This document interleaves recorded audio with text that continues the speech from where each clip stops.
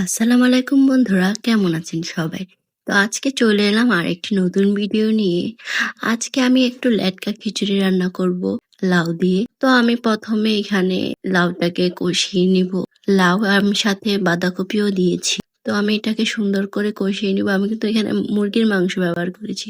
আর এই যে এই করলাটা দেখছেন, এটা হচ্ছে আমাদের গাছের একটা করলা ছিল। তো ভাবলাম যে করলাটা কি করব, তাই এখানে দিয়ে দিলাম। তো এই যে এখানে লাউটা কষানোর পরে আমি চালটাকে দিয়ে দিয়েছি। চাল আর ডাল একসাথে ধুয়ে রেখেছিলাম। যত বেশি ডাল দিবেন তত বেশি খিচুড়ির স্বাদ হয়। তো ভালো করে নাড়াচাড়া করে আমি এখানে পানি দিয়ে দেব। তো পানি দেওয়ার পরে অনেকক্ষণ জাল করার পরে যে চালটা ফুটে এসেছে, তো তারপর আমি এখানে বাগার দিব।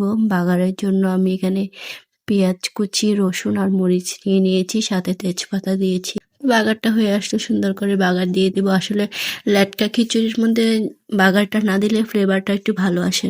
তো এই যে খিচুড়ি রেডি হয়ে গেছে, সাথে ছিল বেগুন ভাজা, মাছ ভাজা, আর আমি একটা পেঁয়াজও নিয়েছিলাম, আর হচ্ছে সালাদ ছিল। সাথে আচার হলে খিচুড়িটা আরো জমে যেত, কিন্তু আলসির ঠেলায় আমি ফ্রিজ থেকে আচারটা নিয়ে তো আজকে লেটকা খিচুড়িটা বেশ দারুণ হয়েছিল। তো কার কাছে কেমন লাগে তা অবশ্যই জানাবেন। ধন্যবাদ।